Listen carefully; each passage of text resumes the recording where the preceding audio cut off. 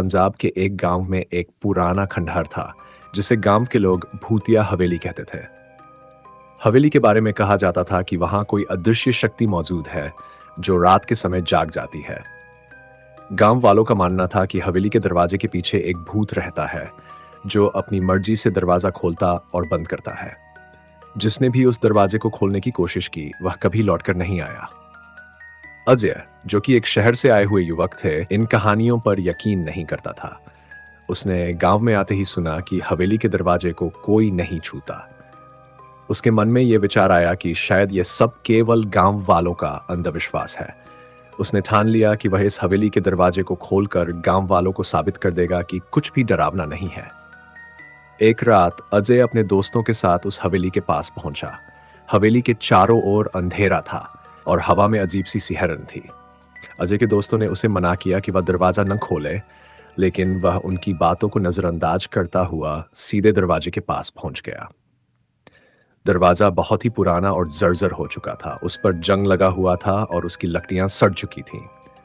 अजय ने दरवाजे को खोलने के लिए हाथ बढ़ाया और दरवाजे का हत्था पकड़ लिया। जैसे ही उसने हत्था घुमाया, एक जोरदार आवाज के साथ दरवाजा खुल गया। अंदर का अंधेरा ऐसा था मानो वह किसी गहरी खाई में देख रहा हो। अचानक हवेली के अंदर से ठंडी हवा का झोंका आया और अजय के चेहरे पर पड़ी। उसे एक अजीब सी गंध महसूस हुई जो उसे डराने के लिए काफी थी। उसके दिल की धड़कन तेज हो गई, लेकिन उसने हिम्मत नहीं हारी और अंदर कदम रखा। उसके दोस्तों ने उसे रोकने की कोशिश की, लेकिन वह उनकी सुनने को तैयार नहीं था। जैसे ही अजय ने अंदर प्रवेश किया, दरवाजा अपने आप जोर से बंद हो गया। अजय ने मुड़कर दरवाजे को खोलने की कोशिश की, लेकिन वह हिल भी नहीं रहा था। उसकी सांसें तेज हो गई और उसे महसूस हुआ कि उसके चारों ओर कोई है, लेकिन कोई दिखाई नहीं दे रहा था। अचानक एक भयानक चीख ने हवेली की खामोशी को चीर दिया। अजय ने चारों ओर देखा, लेकिन वहां कुछ भी नहीं था। वह चीख लगातार तेज होती गई और अजय का दिल दहशत से भर गया। उसे ऐसा लगा जैसे वह चीख उसके अंदर ही गूंज रही हो। अजय ने दरवाजे को पूरी ताकत से धक्का दिया, लेकिन वह मस से नहीं हुआ। तभी उसे अपने पीछे किसी की सांसों की आवाज सुनाई दी। उसने घबराते हुए पीछे मुड़कर देखा और उसकी आंखों के सामने एक धुंधला सा साया प्रकट हो गया।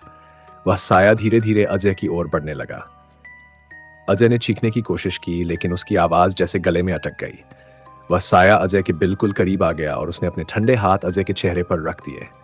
अजय को लगा कि उसकी जिंदगी अब खत्म हो जाएगी। उसकी आंखों के सामने अंधेरा छा गया और वह वहीं बेहोश होकर गिर पड़ा। अगली सुबह गांव वालों ने हवेली के दरवाजे के बाहर अजय को पाया। उसका चेहरा सफेद पड़ चुका था और आंखों में गहरी दहशत थी। वह किसी से बात नहीं कर रहा था, बस एक ही शब्द बड़बड़ा रहा था, दरवाजा, दरवाजा। अजय के दोस्तों ने उसे गांव के एक साधु के पास ले जाया, जिसने बताया कि हवेली के अंदर एक आत्मा है जो किसी के साथ वहां से बाहर आ गई थी। अब अजय उस आत्मा का शिकार बन चुका था। साधु ने अजय की आत्मा को शांति दिलाने के लिए पूजा की, लेकिन अजय कभी भी सामान्य नहीं हो पाया। गांव वालों का कहना है कि उस रात के बाद से हवेली का दरवाजा अपने आप खुलने और बंद होने लगा है और अजय की चीखें अब भी हवेली से बाहर गूंजती है। कोई नहीं जानता कि उस दरवाजे के पीछे क्या है और अब कोई भी उसकी सच्चाई जानने की कोशिश नहीं करता। हवेली अब भी वीरान है और दरवाजे की ओर देखना भी गांव वालों के लिए मनहूसियत का प्रतीक माना जाता है।